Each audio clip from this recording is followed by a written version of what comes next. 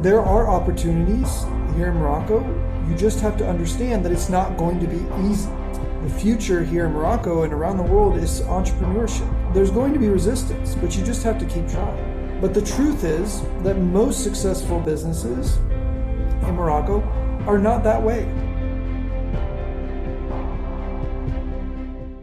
I recently had a clip of the Business in Morocco podcast shared by Zubair Jabrain from Exchange Lab, and it got some interesting reactions. I was talking about the resistance and how, since I live here in Morocco, I can see the part that resistance plays in people's lives, especially entrepreneurs, people who have ambitions to start their own business. And I've had the impression over the years since I've been here that people don't want to take risks, do things that are maybe not culturally acceptable. Maybe they're not accepted by the culture or their family or their friends, or they're a little bit risky. Now, of course, this is true for the whole world. It's true for me, it's true in America. But my point was that it seemed to be especially strong here in Morocco and also in the European culture, where people think I need the permission of the government, I need to fill out these forms, I need to get these permits, I need someone to approve of what I'm doing, whether it's a school that gives me a diploma, or maybe it's an investor who gives me money, or it's a company that validates me by hiring me and giving me a job. And thus they have given me permission to do work. And, coming out of this coronavirus, the future here in Morocco and around the world is entrepreneurship. I think what you're going to see is a lot of companies, as opposed to hiring people, they're going to want to outsource their work because there's always going to be a risk of confinement. Unfortunately, one of the things that I think is true from this crisis is that governments are willing to shut down the economy, and they'll do it at any time and for any length of period.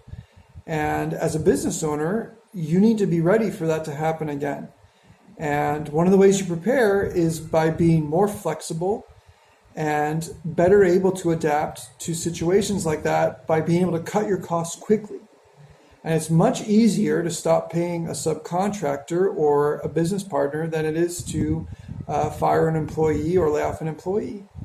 So I think you're going to see businesses are going to be much more willing to do outsourcing of their work and to have partners like entrepreneurs, like small businesses, and here in Morocco, like auto entrepreneurs. So what I'd like to talk about, again, in this video is resistance. There is resistance to becoming an entrepreneur. There's a resistance when it comes to finding financing, to enrolling even in the auto entrepreneur program. You have to fill out a form. And the people that I've been working with, I've been encouraging many people that I know to become auto entrepreneurs. And it's hard. You go to the post office, you deliver your dossier, and you don't hear back for weeks or months. And especially during this crisis, the government has been slow to process these applications and these cards. So there's going to be resistance, but you just have to keep trying. If you listen to our podcast or you watch our videos on YouTube for the Business in Morocco podcast, when we interview founders and business people, you're going to hear a theme over and over again. And that is, people came from very modest means. Some of them went to private school, some of them went to public school, some of them went to university, some didn't. But they all worked hard and they all overcame challenges. And there's nothing unique or special about their story other than that they just kept going. So there are opportunities here in Morocco. You just have to understand that it's not going to be easy.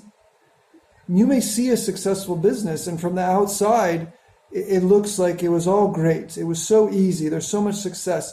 They had special partners, they had special privileges, and they had special connections with the government, or they were very rich. They come from a great family. But the truth is that most successful businesses in Morocco are not that way.